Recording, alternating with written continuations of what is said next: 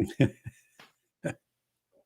up? We're live. Woohoo! Mr. Pickles. What's going on?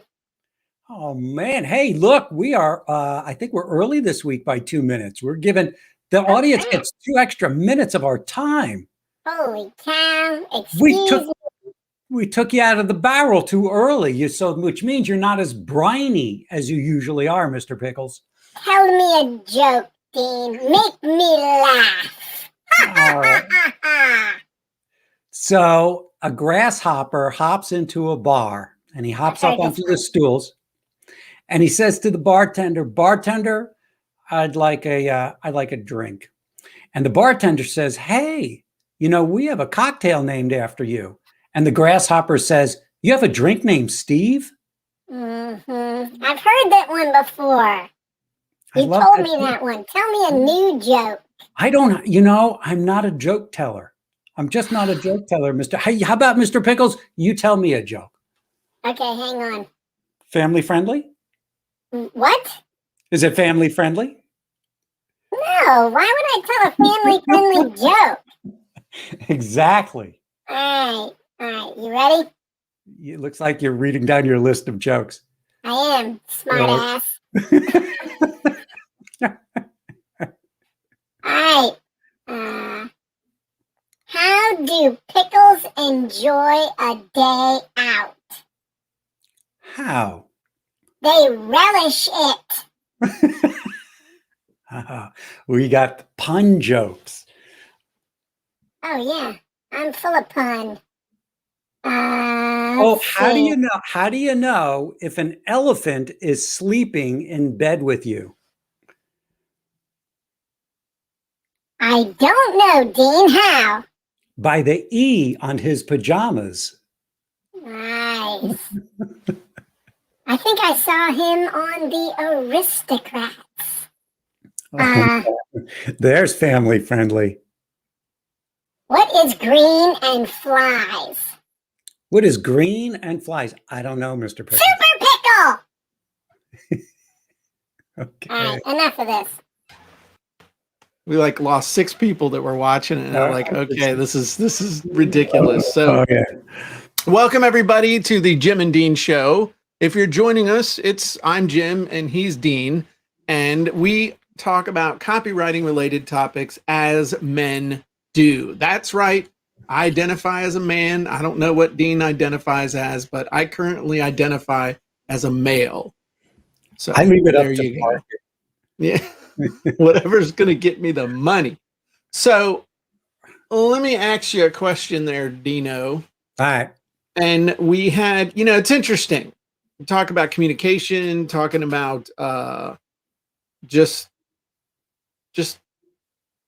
who's responsible in the flow of communication between the customer, your sales copy, all that stuff. Had a really, really, really good friend of mine. That's kind of why I've been out of sorts the last few days. A real good friend of mine passed away.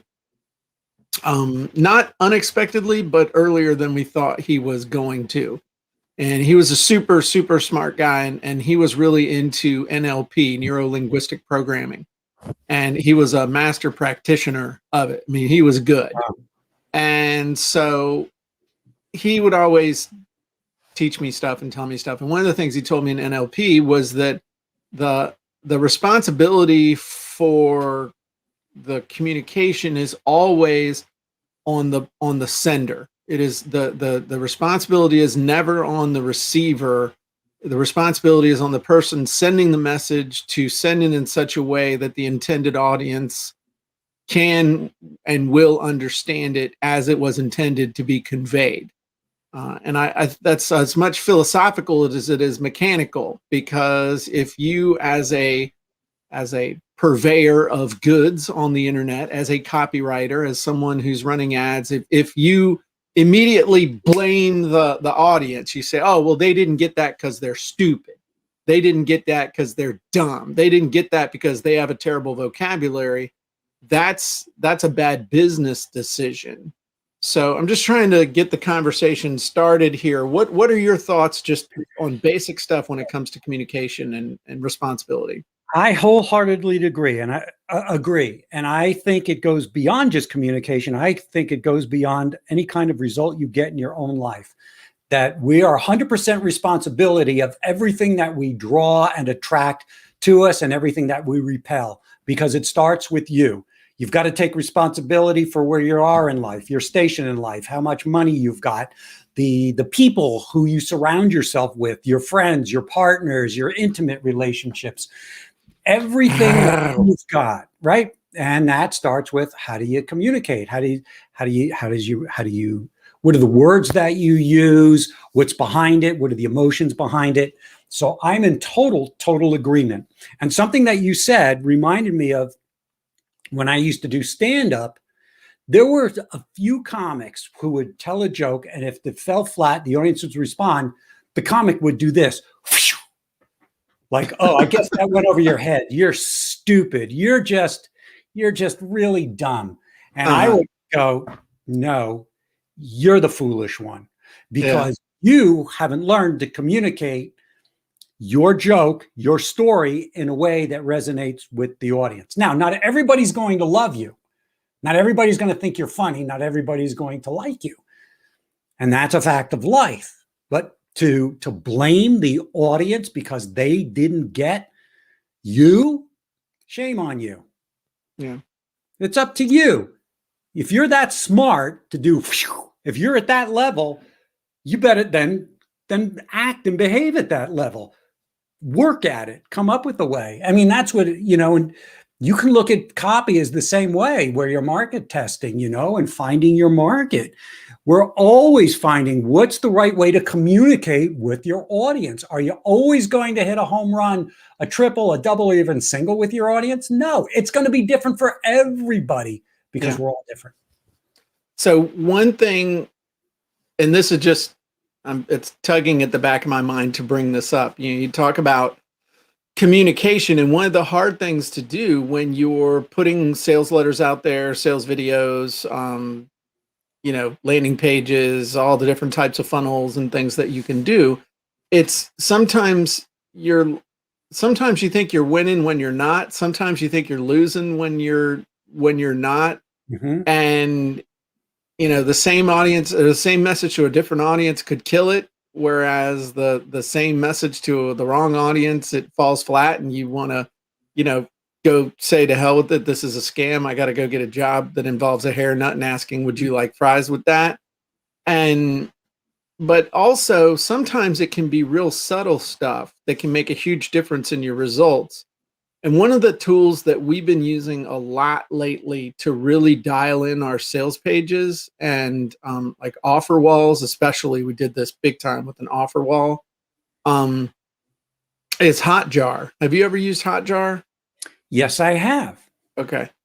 And the reason I say that is because there was one particular thing where I couldn't understand why people were not clicking on the thing that it was so obvious for them to click on. It's like, why are they not clicking on this ad? That the whole thing is aimed at them clicking on this ad.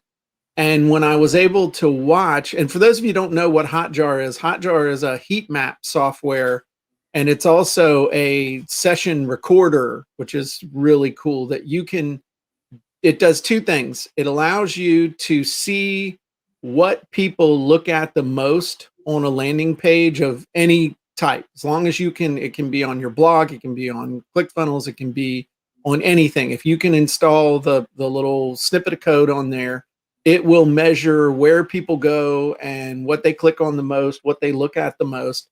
And it will also record individual sessions of users. So we were doing something with an opt-in offer that we had, and it was doing okay, but I thought it should be doing better. So I watched a couple hundred people go through the process. I watched, literally, you get to see where their mouse goes. You get to see the amount of time that passes between when they do something and you're like, what are you doing? I mean, did they like stop and go make dinner or something? I don't get it. Some sessions are like 35 minutes long and others are 2 minutes, and it's really interesting. But if you can watch sometimes by observing, you can understand the communication issues better than asking questions. Is the whole point. You'll learn more from watching what people do than you'll ever learn by asking them questions about what they're doing or why they're not doing what they're doing. Yeah. But more by what they do than by what they say. Yeah. So the way they communicate with their actions is way more powerful than the way they communicate with words. Right. So what do you do when somebody asks you a question, either through email or on a webinar or through Facebook or some other mechanism that makes you want to punch somebody in the face? What do I do? What do you do? I put myself in check. I realize, oh, I'm having for me, there's a difference between a reaction and a response. A reaction is emotionally charged. And if it's one of anger or something that is extreme or frustration or getting ticked off, I have to take a deep breath and go, if I get an email that just makes me want to jump through the screen and strangle the person on the other end, I know this is irrational. It's just, now is not the time to answer this question. It's not the time to respond. A response takes it takes most of the emotion out of the equation so you can give a thoughtful and a compassionate answer to that person's question or that person's response or reaction to you. So I'm real careful. And sometimes, I mean, even with my wife, something will happen, she'll say something, and I'll be honest, it just happened the other night where crap comes out of my mouth and I go, why did I say that? Why? I need to reel that back in and stuff it in and then burn it because it's just goofy. And most reactions are pretty foolish, right? There are things that we go, why did I say that? This is going to get me in trouble. I just screwed up a relationship here. That person's going to be ticked at me for I don't know how long, depending how close we are, or that person will go away forever. I try as best as I can to be in the moment so that I can keep myself in check and get emotion out of the equation so that I can respond instead of react. Yeah, Elvis said, take a walk, get a cup of coffee, come back detached. If I go get a cup of coffee and get caffeine in me, that's not a good thing, as Dean can attest. Yeah, getting me more hyped up is not a good thing, but I'll take the go for a walk. Yeah. Maybe even go for a run. A run is a great way for me in the morning, to swim. Oh, I take a hot, sauna. So this has happened to me before, and I would be curious in the comments section if any of you have ever had somebody react strongly and negatively to an email, marketing message you sent, to an ad, to a sales letter, to a video, to a webinar, any type of sales message or promotional message of any type, any way, shape, or form. Have you ever had a stranger be ugly to you or try to take you to task or re-educate you because of something you were doing in your marketing? And I would be really curious in the comments section if that's ever happened to you. And what did you do about it? How did you handle it? How did you respond to it? Right. And then while I'm waiting for them to respond, Dean, has that ever happened to you? Oh gosh, This week, today. Today.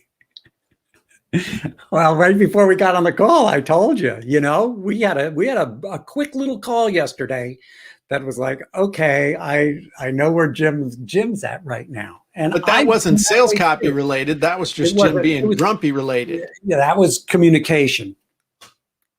Right.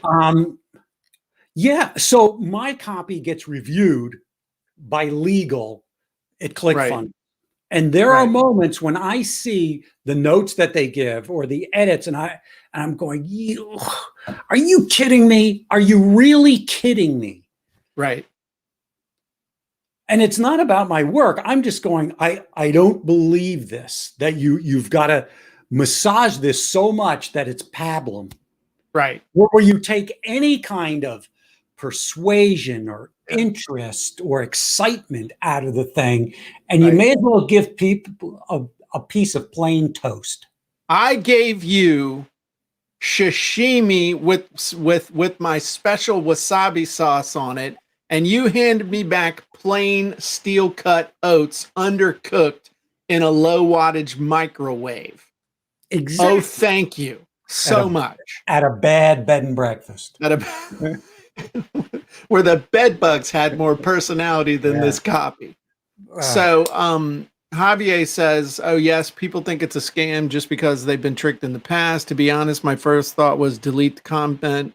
But I had to explain better offer using direct messenger. And Elvis says that hasn't happened to me. No, thankfully. But you had something to say about what Javier said. Yes, because it's triggers. Go on Facebook and, whether it's politics, whether it's faith or religion, whether it's somebody's belief or opinion, because you've made a post, and then think of how people comment and respond to that. You get to see people's emotional reactions in live time, and it is amazing what sets people off. And a lot of times, as we know, like if you get an email, it's the context of the email, because you could be totally misreading the emotion or the intent behind the email because a word or a phrase is couched a different way, right? Or something's in all caps, maybe. Maybe. Well, that's pretty easy, the intent behind that. But Some people just type in all caps. Yeah. So the best thing to do is to stop and, and say, wait a second, maybe I'm misreading that. I need some clarification. Can you go further and explain that? Right. And then they send you another 8-page missive. Well, why did I ask that question? So this is a great case for having a help desk, but the thing that you got to understand is I think context is important, and perspective is important as well. We have learned over the last 20 some odd years that when we launch something, there's going to be this, it's like our best effort. The product, the software, the sales message, all that stuff is the best effort that we can make. And then the public is going to be like, I got my little personal grooming kit here, but they're going to be like this nail file. Okay. Wherever it's rough, they're going to start sanding it off for you. And you can either accept it and welcome it and take it for what it is and use it to improve your sales message. It doesn't mean you have to listen to everything everybody says. Right. I have learned that the one-off messages, you just kind of say, hey, does that make sense? Yes or no? If the answer is no, hey, screw it. I'm not going to worry about it. But if you start getting the same reaction repeatedly, and you also got to say, okay, that's one of the things that I always want to know in my help desk. Is this somebody who's an existing customer? I will take the word of somebody who has bought from us before, and I feel like has our best interest at heart. If they tell me something, I'm going to really pay attention, even if it's a one-off. Doesn't mean I'm going to do anything about it necessarily, but I'm going to give it a lot more credence than some keyboard commando who showed up from a Facebook ad. We've never seen hide nor hair of them before, and they're just having fun getting their rage therapy out through their keyboard at our help desk because we haven't blocked their IP address yet, like everyone else. So I think it's important to consider the source, but also to understand what's going on. As opposed to if you've had something that's been up and running and successful, and that's what Dean always asks when we're doing the critiques on Monday Madness, is this an active offer? Is this an offer that is out there converting people right now? Because that's something to really pay attention to too. If you've got something that's been running for years or a long time, and you get the weird bomb out of nowhere trashing you can pretty much ignore that. it's like the kid yelling fart in the back of the classroom. I mean, it's just something to get a reaction. Nothing good to come out of it. But on the flip side, you got to understand the difference between feedback and someone being a jerk. Feedback typically does not involve cussing at you, criticizing you personally, or otherwise ripping on your lineage, upbringing, or ethnicity. It's somebody saying, hey, this is what I'm seeing. This is what's not making sense to me. This is something that I'm seeing could be potentially an issue. Unless it's some passive aggressive person that realizes that, so they start talking trash about you, but in a way that's so passive aggressive, you feel bad about yourself just having read the email. So my wife will do this. So that's a great point. If somebody is doing that, an easy way, I just love the interwebs. If that person, and you're interested, you get that person's name, go to Facebook, plug it in, do a search, and you see the types of comments. And if it's similar to the types of comments and the vitriol and the whining or the complaining or the criticizing that they got, you go, that's that person's personality. Right. I just have to dismiss it. It's right. Right. You also said something too, which is when I was living in Hollywood and I wrote screenplays, and I would take these meetings at the movie studios, and I'd go, my agent had already sent them the script. So they already knew my writing. And that's why they would call you in for a pitch meeting to figure out, do they want to option? Do they want to buy your script? What other ideas and story ideas do you have? Maybe we can hire you as a writer. And all of those were possibilities.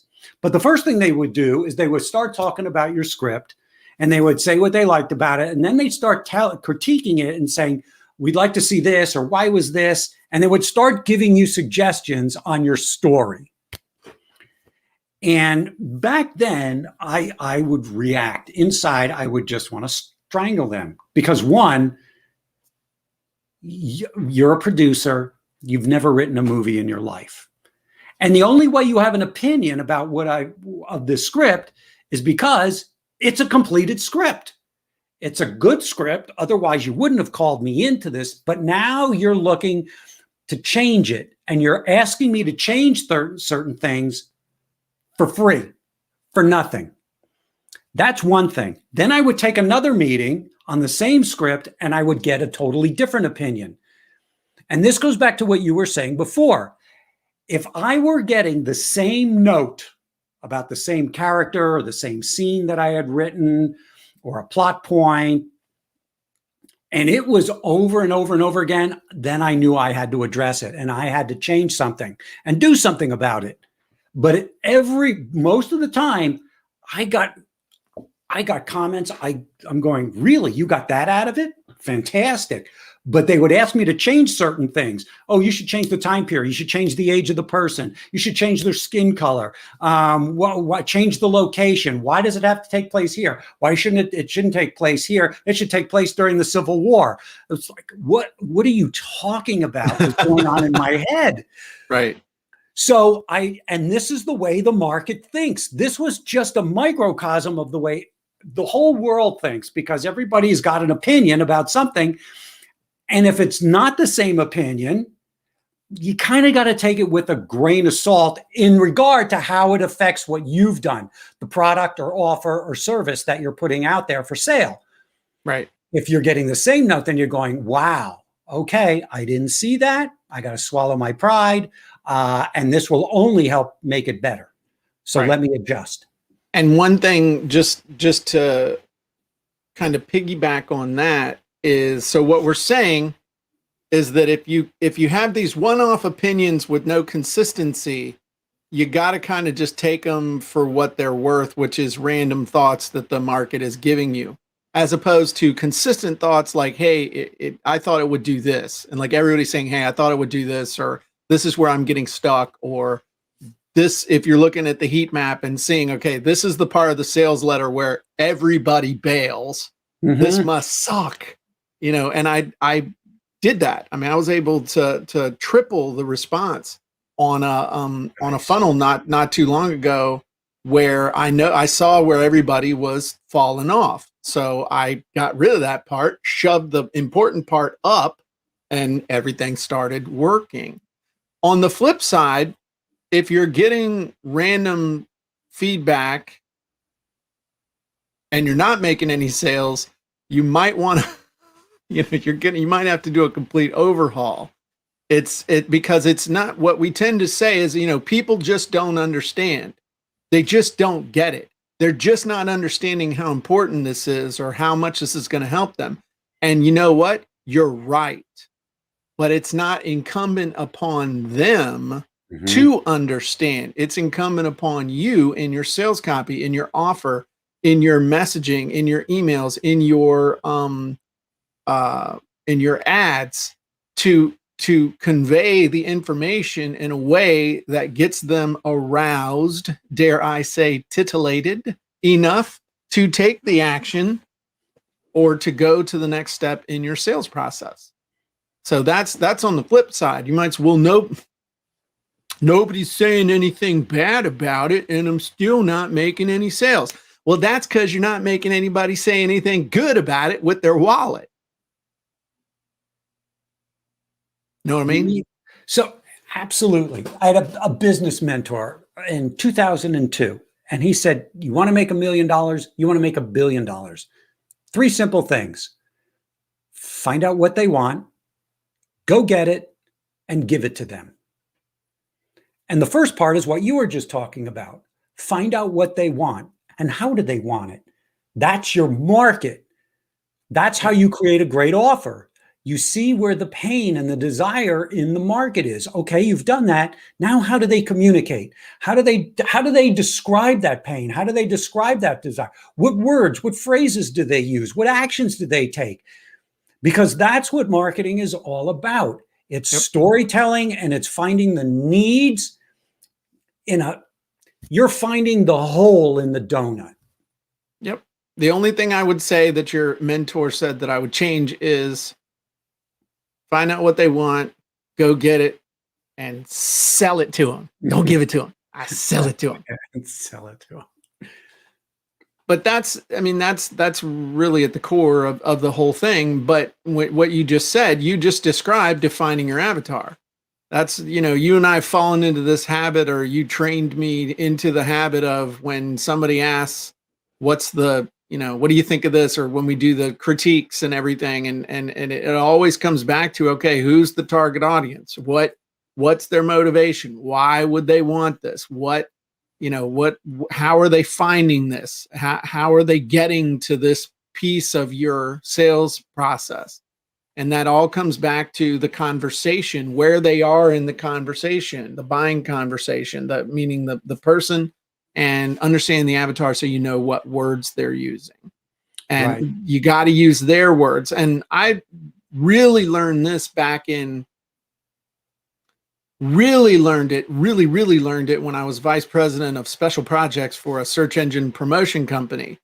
And we would, one of the big things that we did was just these really, really detailed keyword analysis. And you and I might think that one word is the exact same word as another. One keyword phrase is the same as another, like barcode reader or barcode scanner. Just even that. I mean, by the way, there was huge money in 2001 in barcode reading stuff. I mean, it was really expensive traffic. This was before QR code stuff, but this was a big deal. And so that was when it really hit me, because you think about a conversation that's going on in somebody's mind, a business owner, like, man, we got to get barcode scanners. We got to get barcode scanners. We need scanners. Okay. We need barcode scanners, handheld barcode scanners. That's what we need to buy. They're really expensive. I'm researching handheld barcode scanners. And the guy whose whole website was all about barcode readers, barcodereader.com, we sell barcode readers, all this other stuff. Someone who typed barcode scanner and came to his website about barcode readers, they left, because they weren't having the conversation that they wanted to have. And you're like, but it's the same thing. But in the mind of someone who was so focused and then you add in emotion, you add in stress, and you add in time constraints, all of a sudden you really have tunnel vision, and you are incapable as the consumer, as the potential customer, of even thinking that barcode reader and barcode scanner are the same thing. I'm looking for a barcode scanner. I'm not looking for a barcode reader. I'm looking for the scanner. I'm looking for the scanner, not a reader. I'm looking for the scanner. And you might say, Jim, you're splitting hairs, but a lot of times the difference between conversion and no conversion is splitting hairs.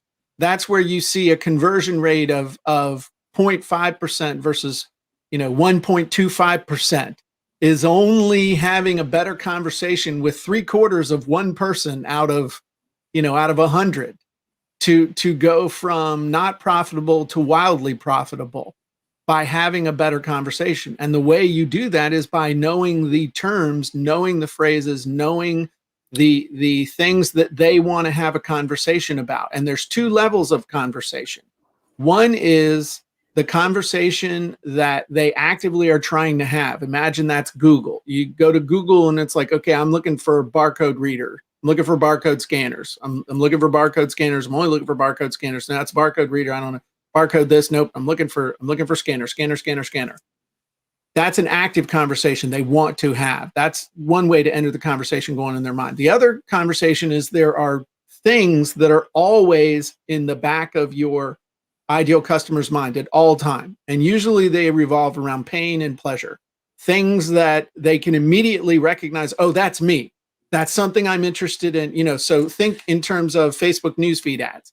So, somebody, I can't really think of a good example with a barcode scanner, but like if you were to have an ad like discount barcode scanners or something like that, and like, oh yeah, we're looking for that, and then they click through and then they want to have the conversation. So there's a couple different things, but you can't have either one of those conversations if you don't know their focus and you don't know the emotional drivers that are motivating them at all times in your topic area. And on top of that, and I love that, Jim. I just thought that's so granular, but so important.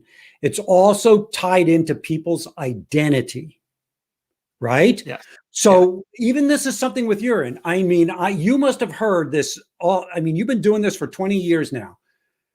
Do you want to be a writer or do you want to be an author? Right. People associate those words with different things. People go, I'm an author. I'm not a writer. I'm an author. There are people who think the author is, I want to write a Pulitzer Prize winning novel. Great. And the writer, somebody who just writes like Pulp Fiction and all that. And my question is, okay, great. Would you rather win a Pulitzer Prize as an author, or would you rather be a writer like James Patterson, who makes $80 million a year selling his books, and more people will read his books on the planet than somebody who writes a Pulitzer Prize winning novel? Yeah.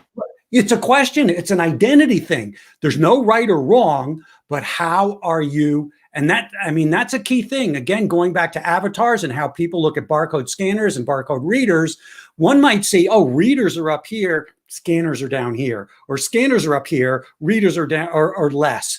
So we don't know. And this is one of those tricky things where it really pays to do some research to find out how your audience identifies with certain, what we call anchors, right? Do I identify with a scanner? Do I identify with a reader? Do I identify as an author? Do I identify as a writer?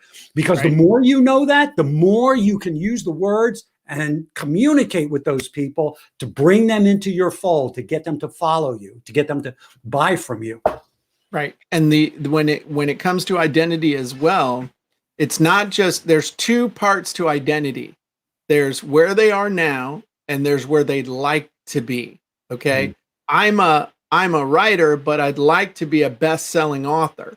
There's usually, when there's identity, there's a transition, there's a transformation, there's a journey that they want to take place that they may not A, realize themselves, or B, they would never admit to anyone, even their spouse. Right. Where it's like that hidden little desire of, man, if I could just be everything would be different. And when you understand those levels of identity related to that topic area, that's another way you can lead people more effectively as well. Right. It's going from Luke Skywalker to Jedi Knight.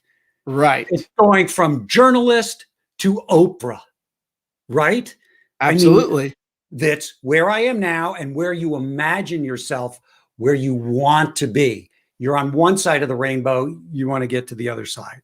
And it's funny you bring that up, because I had a friend of mine I used to do a lot of business with. I've since lost touch with him, as people do over the years. But he taught a lot of stuff about publicity.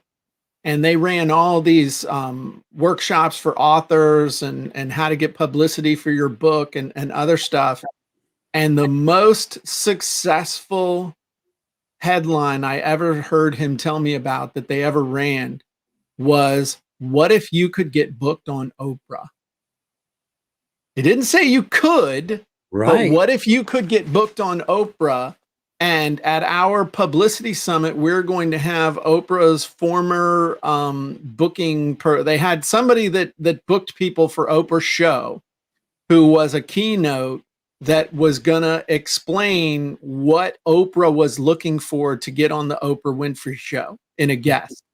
Man, they couldn't sign the people up fast enough, because exactly what you just said. These were all people who were an author or a writer, but their ideal identity was someone who was on Oprah. And when you understand them that well, you almost have to take a pledge of ethics to not abuse it, because when you have it dialed in, you can lead people anywhere and they will happily follow. And those are powerful words to say, what if? Right. Just imagine. Right. It's called future casting, future project. Yeah. And it is so powerful. And in the avatar, in the web and avatar, and in the avatar wizards you have, where are you now? Where do you want to be? Right. It's because it's so critical and crucial and germane to this entire discussion about finding your ideal audience and customers. And the way, getting back to where you started, how do you communicate with them so that you bring them in and not repel them? And if there's a miscommunication, whose fault is it? Ultimately, it's your fault, unless. But it's a one-off weirdo, and then you can blame that on their lack of meds and feel very superior with yourself when you turn your computer off at night and you watch Netflix and think about what a jerk they are. Is that okay?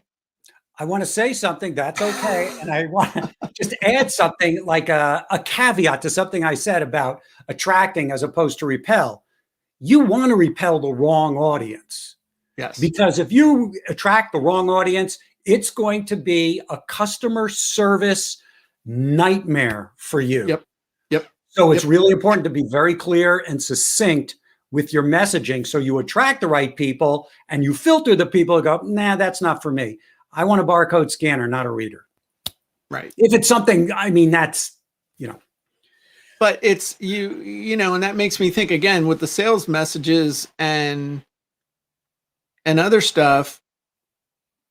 When we did the 5-day lead challenge over in ClickFunnels, and I made the email copy generator that was based on what Yada Golden was teaching about writing these really long emails. I mean, really long emails, longer than I've ever written. But I was like, okay, let's give it a go, and you get emails back from some of them. Man, these emails are too long. I would never read them. Well, then don't read them, because you're not going to read them. And if you're not going to read them, then you're not who I'm looking for in this particular thing. And then you get other people that totally resonate with it. And so would you rather have people that resonate with what you're doing, or do you want to try and convince people who are not interested in what you're doing to be interested? No, it's a giant sorting process. There's like 7 billion people on this earth. If I could get every person on this earth to give me $1 for something, I could sell them a wizard for $1. it would fry Amazon servers, but I'd have $7.6 billion so I could refund everybody like a partial and still have a couple $1 billion. My point is that you don't need everyone in the universe to like you or to love you or to pay attention. Honestly, if you had about 2,000 or 3,000 people that really paid attention to what you were doing, and every time you came out with something, they were like, you know what? Jim came out with something, Dean came out with something. Let me get that. You would have a wonderful life. All you have to do is just serve them to the best of your ability, develop and cultivate your relationship, find other ways to serve them, and you would have a wonderful life. And 2,000 or 3,000 people is like 0.00000000001% of all the people on the face of the earth. Just go find it. Look, case in point, during the age of Steve Jobs and Apple had 10%, just 10% of the entire computer market, and it was the most valuable company on the planet. So right there, like Jim just said, you don't need a lot of people. People have this vision like, oh, yeah, and this is no judgment that they want to be Richard Branson, that they want to be a Warren Buffett, they want to be an Elon Musk and have this multi-billion-dollar company. Okay, great. If that's what you want, fantastic. Or it really comes down to what do you want and how do you want to communicate? Or would you be happy? Hey, I'd be happy making mid-6, high-6 figures a year, $1 million, 7 figures a year. You know, you don't need a lot of people on your list to do that. Once you dial in the right offer and know your audience and know how to communicate with them.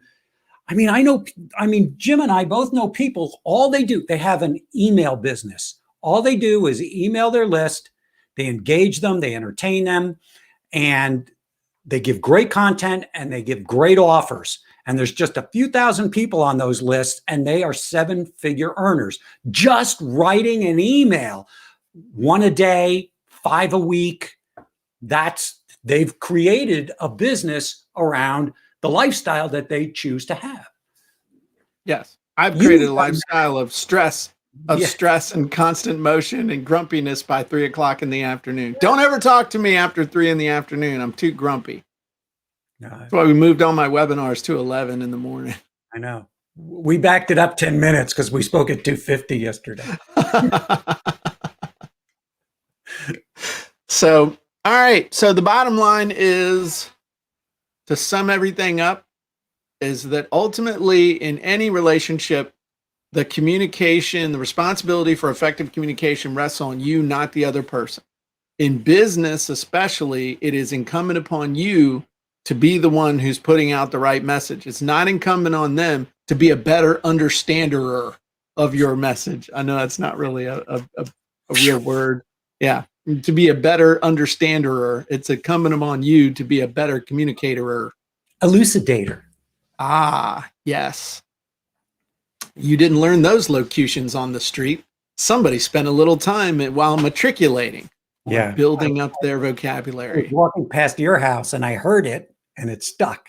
We used to read the thesaurus for fun because my parents wouldn't give me any Dr. Seuss books. Oh, man. All right, cool. Well, everybody, I hope you enjoyed this. This was interesting. This wasn't how it did. It started the way I wanted to, and it ended the way I wanted it to too, with a genuine purpose of helping you to understand a little bit more about how to communicate when it comes to your sales copy and otherwise, to perhaps make your life and the lives of those around you a little bit better. Dean, I'll give you the final word. What Jim says. There we go. Just dang Skippy. And Mr. Pickles is here to bookend and close us out here. That's right. So if people don't understand what you're talking about, it's your own damn fault. Have a great day, everybody. Bye-bye.